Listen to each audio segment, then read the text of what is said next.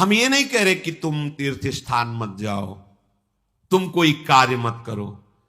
तीर्थ का तीर्थत्व भगवत प्रभाव से है, और भगवत प्रभाव अंश मात्र से तीर्थों में विराजमान है, लेकिन नाम में संपूर्ण भगवत सामर्थ्य विराजमान है। बस समझ जाओ। अगर तुम्हारी जिह्वा पे राधा राधा राधा कृष्ण कृष्ण कृष्ण चल रहा है, तो आप तीर्थों को भी पावन करने की सामर्थ्य वाले नाम का उच्चारण कर रहे हैं। आपके चरण जहां पड़ेंगे वही तीर्थ हो जाएगा। तीर्थी कुर्वन्ति तीर्थानि। हमें विश्वास नहीं होता, इसीलिए हमारी प्रार्थना मान लीजिए, नाम से बढ़कर कोई पुण्य नहीं है। जैसे आप पुण्य करने के बड़े लालायित हैं। देखो, अपने यहां जो भगवत प्राप्ति का पुण्य का भाव है, उसका यह है कि भगवान ने हमें 10 रोटी दी है, हमारा काम 5 रोटी से चल जाएगा, तो हम 5 रोटी दूसरों की सेवा में लगा देते हैं। ये भाव है। दान पुण्य वो एक अलग चीज है। भगवत प्राप्ति के मार्ग वाले उपासक को ये भाव रखना है, प्रभु ने मुझे इतना दिया है, मेरा काम इतने से चल जाता है, तो और जो भगवत स्वरूप है, गौ सेवा, पंछियों की सेवा, अन्य जीव, बीमार कोई है उसको, साधु महात्मा, धामवासी, विरक्त जन, उससे क्या होगा? वो तुम्हारा पुण्य कर्म नहीं बना, वो सेवा बन गई। और सेवा सीधे भगवान से, बीच में किसी का मिलना जुलना नहीं, सीधे भगवान। सेवा का फल भगवान की प्रसन्नता, और जिसके ऊपर भगवान प्रसन्न हो गए, अब क्या बकाया रह गया? जिनके प्रसन्न होने पर फिर और किसी को राजी करने की जरूरत नहीं पड़ती। जा पर कृपा राम की होई, ता पर कृपा करे। और जिसके ऊपर प्रभु की प्रसन्नता और कृपा है, तो जामवंत कहा सुनु रघुराया, जा पर नाथ करो तुम दाया, ताहि सदा शुभ कुशल निरंतर, सुर नर मुनि प्रसन्नता ऊपर, सोई विजयी विनयी गुण सागर, तासु सुजस त्रैलोक उजागर। भगवान प्रसन्न हो गए तो जितने ऋषि मुनि महात्मा, सबका आशीर्वाद आपके ऊपर हो, कौन परास्त कर सकता है? तो हमारी बात को ध्यान से सुनो। तुम जिस परिस्थिति में हो, भगवान ने तुम्हें जहां रखा है, जैसी परिस्थिति में रखा है, तुम्हें निराश हताश होने की जरूरत नहीं है। वहीं तुमको सब फल मिल जाएगा। बस तुम ठीक से नाम जप करना शुरू कर दो। नाम जप अर्थात निरंतर भगवत संयोग, निरंतर भगवत। जय नाम तेई कृष्ण। कृष्ण नाम और कृष्ण स्वरूप अभेद है। जय नाम, अगर हम बोल रहे राधा राधा, तो मेरी लाडली जो राधा नाम रूप से मेरी जिह्वा में विराजमान है, अपार कृपा कर रही है। ये राधा नाम ऐसे सुनने को नहीं मिलता, ना जिह्वा में आता है। जब महारानी जी के रजोप सेवी रसिक जनों की कृपा, धाम की कृपा, तब जाके राधा नाम। ये तो राधा नाम वेद पुराणों से भी अलक्ष्य है। ये अन्यत्र आपको कहीं नहीं सुनने को मिले। यहीं से बाहर हटिए, मथुरा जाइए तो जय श्री कृष्ण मिलेगा, जय श्री कृष्ण। क्योंकि ये भूमि जिसमें आप विराजमान हैं, ये महाप्रेमामृत का सार परा विद्या स्वरूप राधा नाम। वृंदावन के वृक्ष को मरम न जाने कोई, यहां डाल डाल और पात पात में राधा राधा। यहां तो वायु भी राधा राधा बोलती है, यहां के पशु पक्षी राधा यशो मुखर मत, एक एक पक्षी राधा राधा बोलता है। हमारी श्रवण इंद्रिय में दम नहीं, इसलिए हम समझ नहीं पा रहे। महाप्रेम समुद्र है श्रीधाम वृंदावन। मन नहीं लगता, कोई बात नहीं। भाव नहीं बनता, कोई बात नहीं।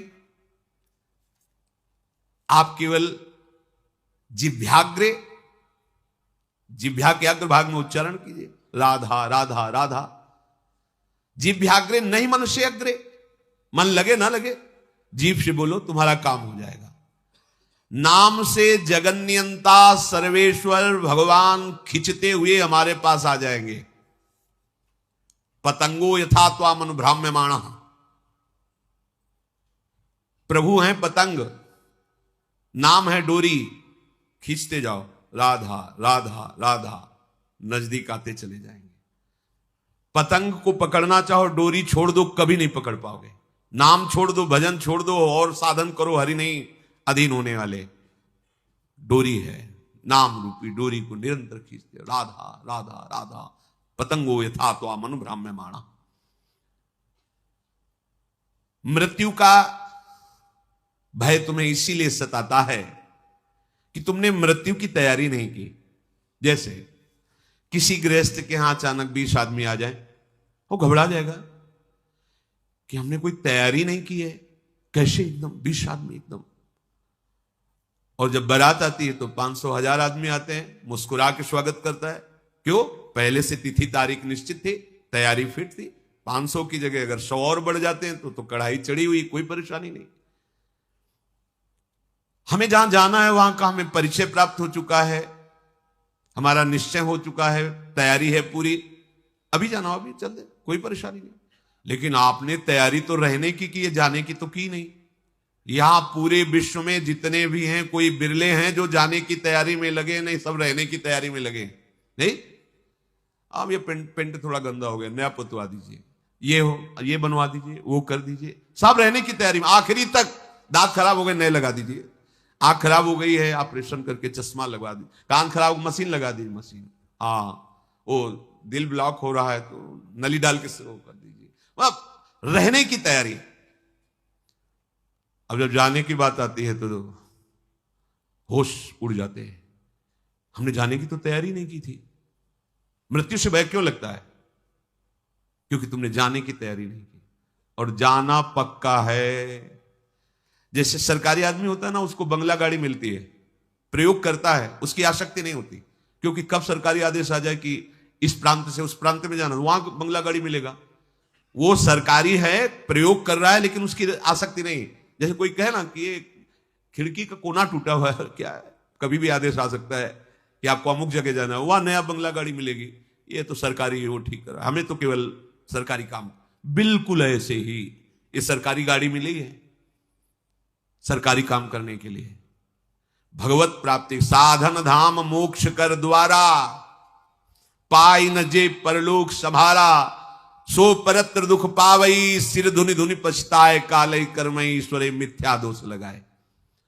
अब जब बुलावा आया, डॉक्टर ने कहा कि बस 1 साल के हो तुम, बस ये कैंसर ले जाएगा आपको, मतलब बचने की संभव। क्योंकि तैयारी जाने की नहीं की थी ना, रहने की तैयारी की थी। अब कहां जाएंगे?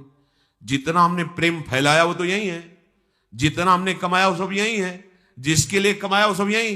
अब हम कहां जाएंगे? हमारा मित्र कौन होगा? हमें प्यार कौन करेगा? हमारे पास है क्या? गया मन पछितई है अवसर बीते, दुर्लभ देह पाए हरिपद भजु, करम बचन अरु जीते, मन पछितई है अवसर बीते।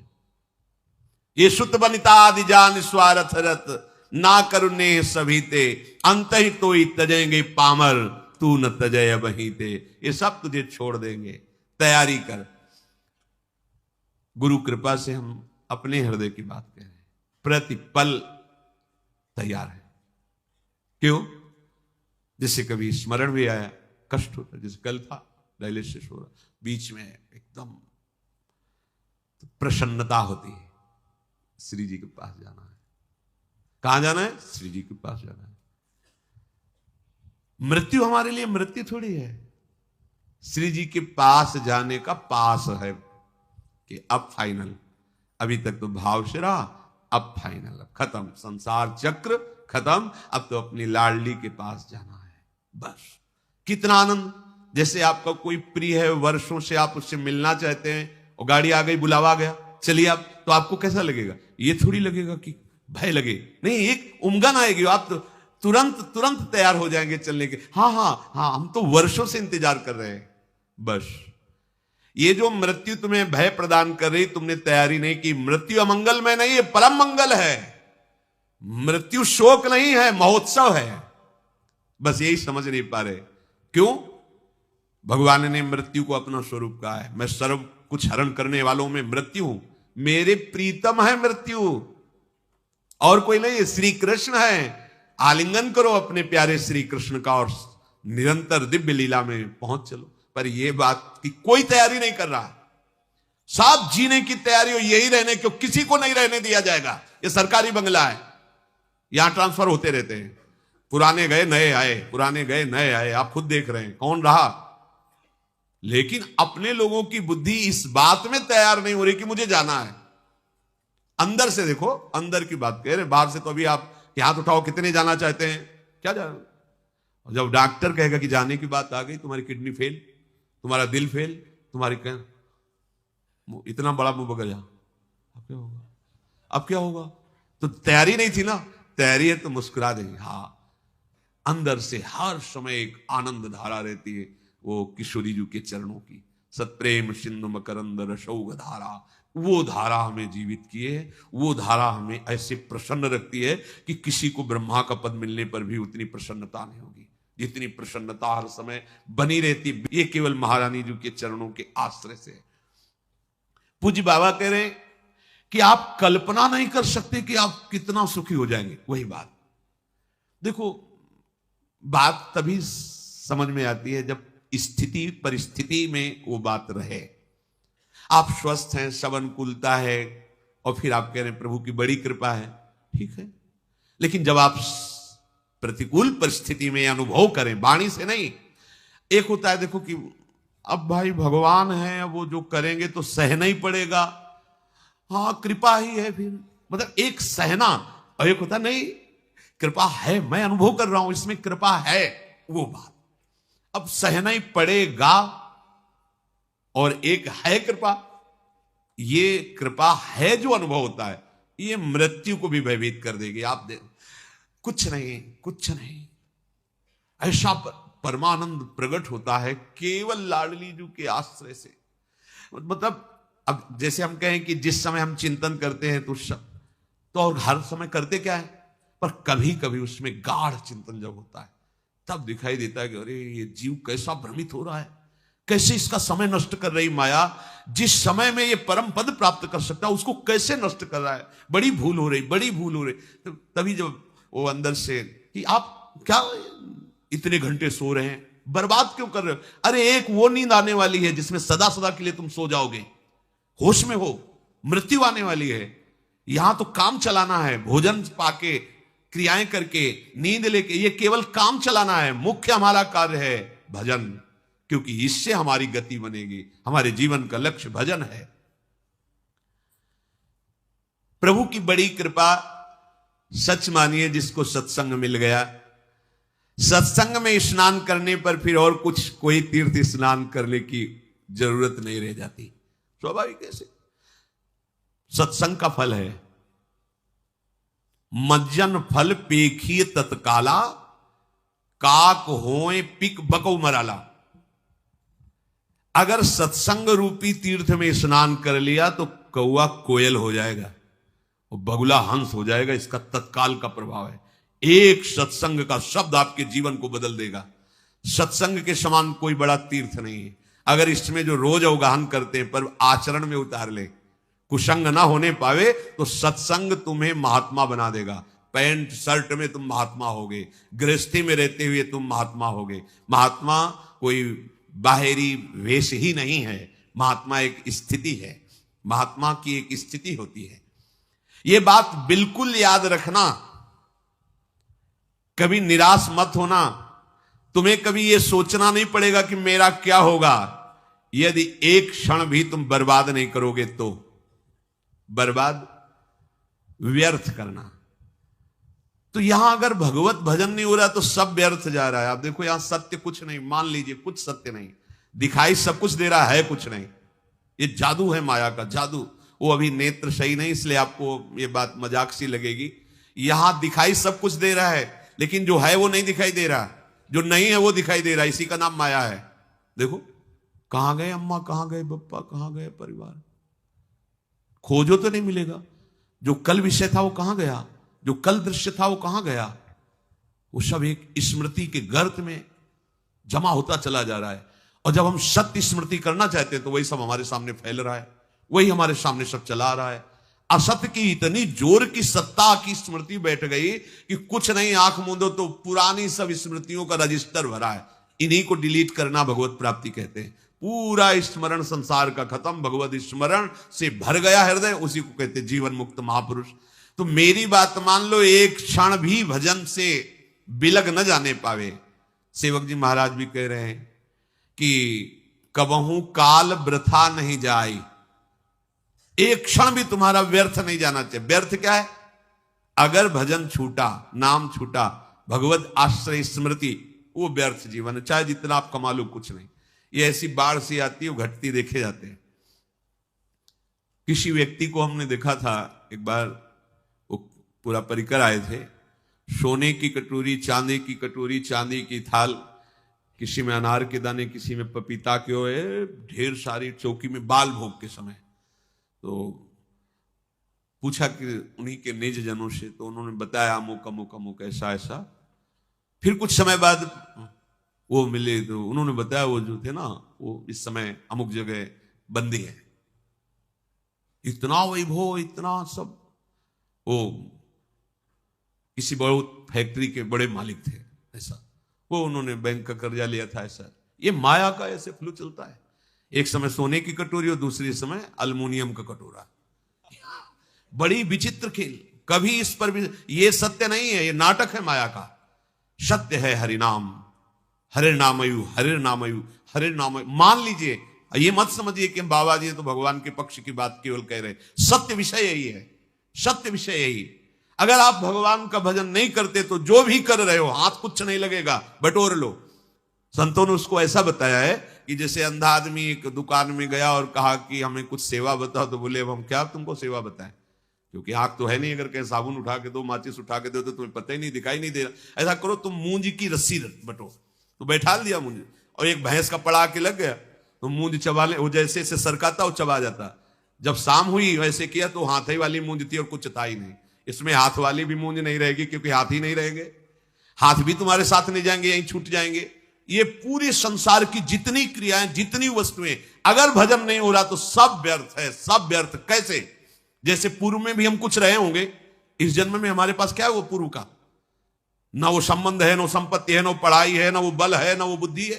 फिर नया नया नया, कब तक चलता रहेगा ये प्रपंच? इसलिए प्रभु ने इस बार तुम पर अहेतुकी कृपा करके ये संयोग प्रदान किया है। ध्रुवदास जी कह रहे हैं, बार बार तो बनत नहीं या संयोग अनूप, मानुस्तन वृंदा विपिन रसिकन संग और विविरूप, श्यामा श्याम की उपासना। मैं आपसे फिर प्रार्थना करता हूं कि आप केवल प्रभु के आश्रय में रहना, वो संभाल लेंगे। आप कोई भी हो, कैसे भी हो। आप चेत सुदुराचारो भजते मामनन्य भाग, सादृव समन्तव्या सम्यक व्यवसिता, ऐसा वो संभाल लेंगे। बड़े कृपालु हैं, बड़े कृपालु हैं।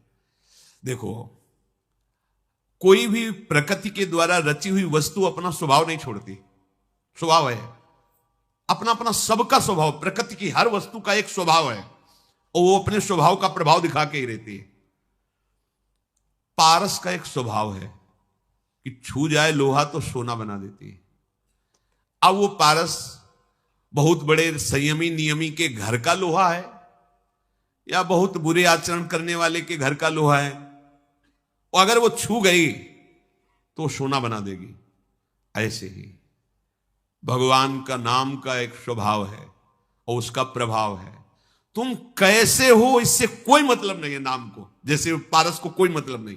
सिर्फ लोहा, किसके घर का लोहा है, किस प्रयोग में आता था, इससे कोई मतलब नहीं। छुआ, स्वर्ण बना दिया। ऐसे ही नाम, तुम कौन हो, किसके घर के हो, कैसे आचरण वाले हो, कोई मतलब उसको नहीं। शुरू कर दो नाम जपना, वो आपको संभाल लेगा। पारस तो सोना बना देती है, लेकिन ये नाम नामी को अधीन करा देता है। सर्वलोक महेश्वर भगवान उसके अधीन हो जाते। सुमिर पवन सुत पावन नामू, अपने बस करी राखे रामू। और भगवान तो आपको प्यार कर ही रहे, क्योंकि भगवान कभी असत्य नहीं बोलते। भगवान कहते हैं सुहृदम सर्वभूतानाम, मैं समस्त भूतों का सुहृद हूं, बहुत प्यार करता हूं। तो हम भी तो है ना। तो यदि हम भजन करके प्रभु को अपना जीवन समर्पित कर दें, तो हमारी जितनी मांगे हो सब अपने आप पूर्ण हो जाएंगी। केवल भजन करने वालों को ही अनुभव होता है कि भगवान हमें प्यार करते हैं। प्यार सबको करते हैं, सब मम प्रिय सब मम उपजाए। परम सुहृद सर्वलोक महेश्वर भगवान की दृष्टि में हम हर समय हैं, वो हमें देख रहे हैं। शास्त्र शीर्षा पुरखा सहस्राक्षा, हजारों नेत्रों से हमें देख रहे हैं। विश्वतस चक्षुर, पूरे विश्व में उनके नेत्र हैं, वो देख रहे हैं। मतलब एक छोटा सा अणु भी वो भगवान की दृष्टि से बच के नहीं जा सकता, सब भगवान देख रहे हैं। कितने सुख की बात है कि हमें भगवान देख रहे हैं। अवश्य आप ऐसा दृढ़ विश्वास करें तो आपको कभी प्रतिकूलता का मुख नहीं देखना पड़ेगा। आपको भगवान देख रहे हैं तो बोले कभी प्रतिकूलता का मुख नहीं देखना पड़ेगा। क्यों? क्योंकि जब आप ये देखोगे कि श्री भगवान देख रहे हैं तो आप पापाचरण नहीं करोगे। सच्चा उपासक वही है जो हर समय देखता रहता है कि भगवान देख रहे हैं। दो शिष्य बनने के लिए एक संत भगवान के पास गए और कहा हम आपके शिष्य होना चाहते हैं, कंठी भी लाए, माला भी लाए, दे दीजिए। हाँ ठीक। 2 तरबूज मंगाए और कहा जाओ इन 2 तरबूजों को अलग अलग ले जाओ और ऐसी जगह इसको अमनिया करो, काटो जहां कोई देख ना रहा हो। एक गए, थोड़ी देर में काट के आ गए। महाराज जी बोले उसको भी आ जाने दो। वो शाम तक फिर आए समूचा लेके। तो उनका भाई आपने तो बहुत जल्दी अमनिया करके ले आए। बोले हाँ, एकांत में गए, जंगल था, आसपास देखा कोई नहीं था, अमनिया किया, ले आए। क्यों भाई तुम्हें एकांत नहीं मिला? बोले महाराज जी मैं जहां देखता तो मुझे लगता भगवान तो देख ही रहे ना। आपके वचन थे कोई ना देखे, तो भगवान तो देख रहे ना। मुझे कोई ऐसी जगह नहीं दिखाई दी कि जहां भगवान ना देख रहे हो, इसलिए आपकी जो आज्ञा थी कोई ना देखे, तो इसलिए मैं नहीं काट पाया। तो उससे कहा तुम तरबूज खा लो और जाओ। और उससे कहा तुम आओ, तुम्हें हम दीक्षा देते हैं क्योंकि तुम इस बात के अधिकारी हो। वास्तविक परमार्थ का पथिक वही है जो सर्वत्र ये बात देखता है कि भगवान मुझे देख रहे हैं। जिस प्रेम से भगवान अधीन होते हैं वो प्रेम केवल नाम से प्रकट होता है। उस प्रेम का परिवसान कहीं और ना होने पावे, ये सूक्ष्म बात है। जब आप भजन करोगे तो आपके हृदय में एक आनंद उमगन होती है, और अगर उसको संभाल नहीं पाए तो वही काम में नाना प्रकार के भोगों में वो फिसल जाएगी। इसीलिए साधु संग रूपी बाढ़ अत्यंत आवश्यक है। जब साधन की उमगन में हृदय द्रवित होने लगे भजन के प्रभाव से, तो बाहर से आपका स्वभाव कड़ुआ हो जाना चाहिए, उदासीन हो जाना चाहिए, गंभीर शांत। दूसरे को लगे कि हर समय जलता रहता है क्या, कैसे देखता है, ऐसा लगना चाहिए। गंभीर शांत, कोई बात जी, हिम्मत न पड़े किसी की आपसे परिचय बनाने की, ऐसा स्वभाव बनाना चाहिए। ये हम एकांतिक बात अंदर की कहते हैं। जब आपका भजन बढ़ने लगे, आपके हृदय में अनुभव होने लगे कि विकार शांत हो रहे हैं, आनंद का अनुभव, भजन निरंतर चलने का प्रवाह आने लगा है, कुछ दिव्यता आने लगी, उतने ही आपको बाहर से उदासीन हो जाना चाहिए। बिल्कुल व्यवहार में ऐसा साबित नहीं करना चाहिए कि आप बहुत सरल आदमी हैं, आप बहुत, बिल्कुल नहीं। ऐसा लगना चाहिए रुक्ष आदमी है क्या, इसमें प्रियता तो झलक ही नहीं रही, ऐसा। और बात करने के लिए एक बार सोचना पड़े किसी को कि इससे बात करना है यार, इससे बात ना करना ही अच्छा है, ऐसा लगे कोई। अपने लोग क्या होते हैं, जहां आनंद की उमगन आई तो हम फैल जाते हैं, व्यवहार बनाने लगते हैं। आई हुई भोग सामग्रियों की भजन तो चल ही रहा है, इसको भी बस वो भजन को छीन करने लगता है। कहीं ना कहीं वो द्रवित हृदय, जैसे मोम होती है ना, द्रवित हो जाए, कोई भी छाप लगा दो, ऐसे ही भजनानंदी को बहुत सावधान रहना चाहिए। हृदय द्रवित हो गया, उसमें जो छाप लगेगी बहुत मिटाना मुश्किल पड़ेगा।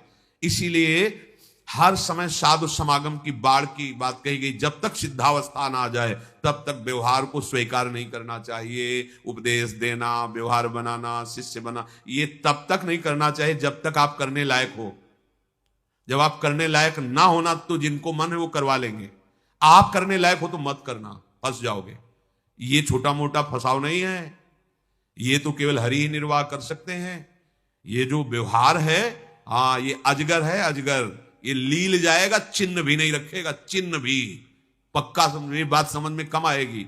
ये व्यवहार, ये अजगर है, एक सांस में लील जाएगा, ना पता चलेगा तुम्हारा ना तुम्हारी भक्ति का।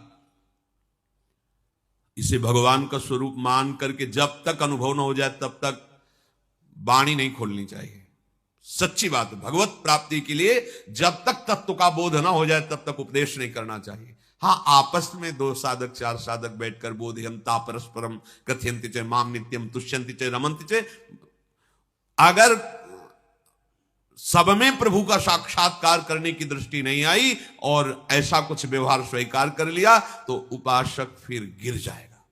एक बार भाई जी महाराज से किसी पहुंचे हुए जो समाज प्रिय थे वो गए हुए थे, तो भाई जी से, महापुरुष दर्पण होते हैं, दर्पण जैसे हम सामने शीशा के जाएं तो हमें अपना रूप दिखाई देगा, ऐसे ही जब हम बड़े महापुरुषों के सामने जाते तो अपनी स्थिति नजर आती है कि यार क्या हमारा जीवन है, अपने आप आएगा नजर, महापुरुषों का प्रभाव होता है।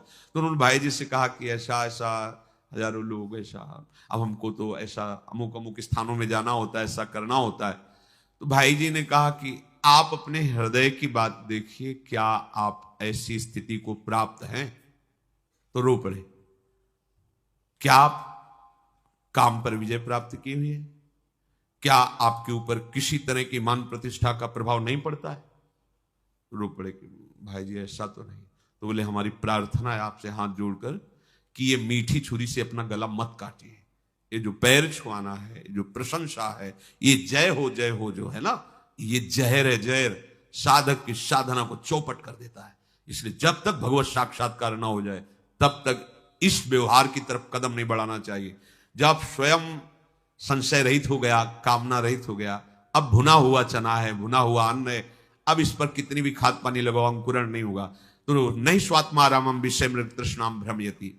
इसलिए उपासक को नाम जप से प्रेम और उस प्रेम का पर्यावसान केवल आराध्य देव में, जब तक आराध्य देव में आपका प्रेम समर्पित ना हो जाए, सबकी ममता ताग बटोरी, मम पद मनहि बांध बर डोरी, तब तक बहुत सावधान रहना चाहिए उपासक को। जगत के किसी भी व्यक्ति से, वस्तु से हमारा प्रेम ना होने पावे, यह अध्यात्म है, भगवत मार्ग। बड़ी चतुरता की बात है इसमें। सब जीवन सो प्रीति आदेश है, पर रीत निवाहत आपनी, श्रवण कथन प्रतीति, यह जो कृपा हरिवंश की। आपको व्यवहार सबसे प्रेम का करना है पर किसी से प्रेम ना होने पावे, यह बड़ी बात है। सबकी सेवा करनी है लेकिन ममता ना होने पावे किसी से भी।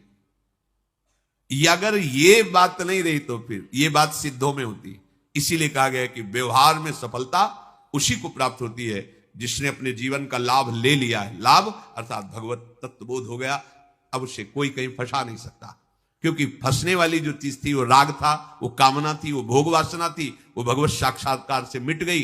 अब तो सब में भगवत स्वरूप मान करके भावना में डूबा हुआ व्यवहार करता है। करता हुआ भी वो नहीं करता है, करता हुआ भी वो नहीं करता है, क्योंकि करता जो था वो प्रभु में लीन हो गया। अब जब तक करता है तब तक भोगता है, जब करता ही नहीं, भोगता ही नहीं, तो वो भगवत स्वरूप है।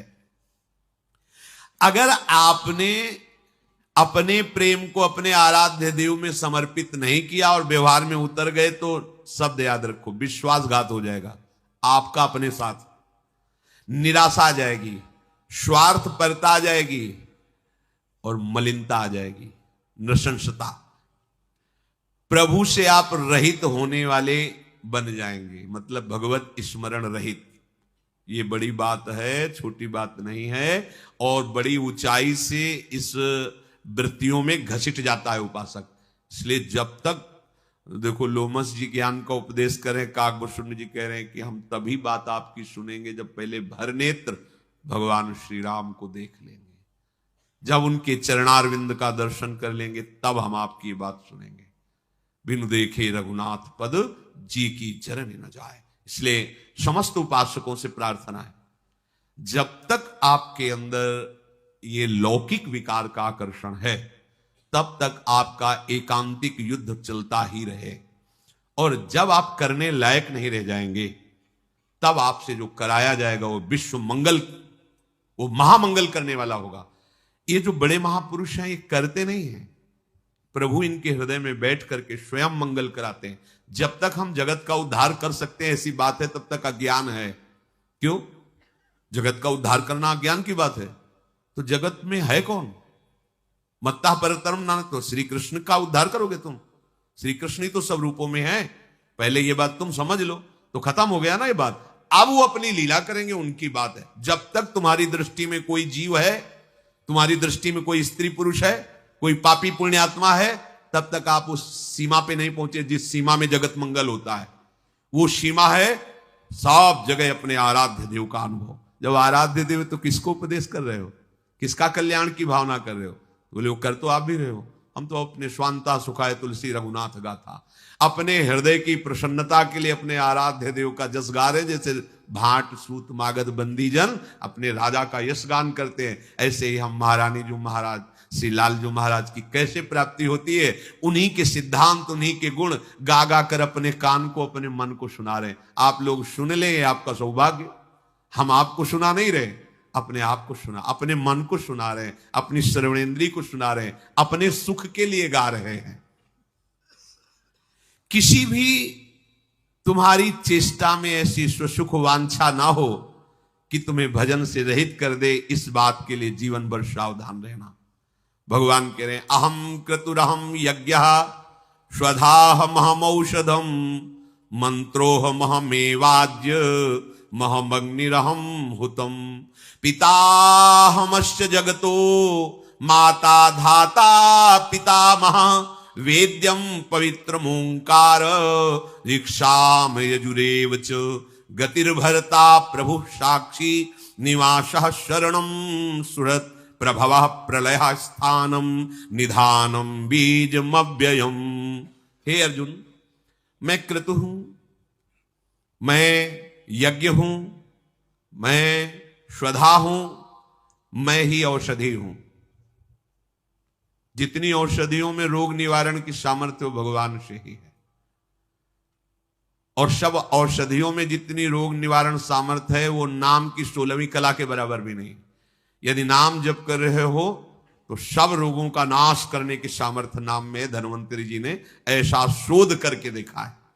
क्योंकि औषधि में जो रोग निवारण की सामर्थ्य भगवान से ही है, और भगवान की सारी सामर्थ्य नाम में विराजमान है। मैं ही मंत्र हूं। ये जो गुरु मंत्र मिलता है साक्षात भगवान मिलते हैं मंत्र रूप में। खूब चिंतन करो तो अनुभव में आ जाएगा। मैं ही घृत हूं, मैं ही अग्नि हूं, मैं ही हवन रूपी क्रिया हूं, और जानने योग्य पवित्र ओमकार ये मैं ही हूं।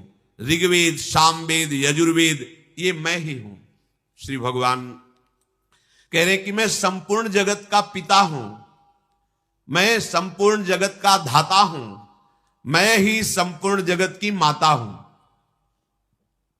मैं ही संपूर्ण जगत का पितामह हूं, संपूर्ण जगत की गति मैं हूं, भर्ता मैं हूं, संपूर्ण जगत का प्रभु मैं हूं, संपूर्ण जगत का साक्षी मैं हूं, संपूर्ण जगत का निवास स्थान मैं हूं, संपूर्ण जगत का आश्रय मैं हूं, सबका सुहृद हूं, उत्पत्ति प्रलय स्थान निधान अविनाशी बीज मैं ही हूं।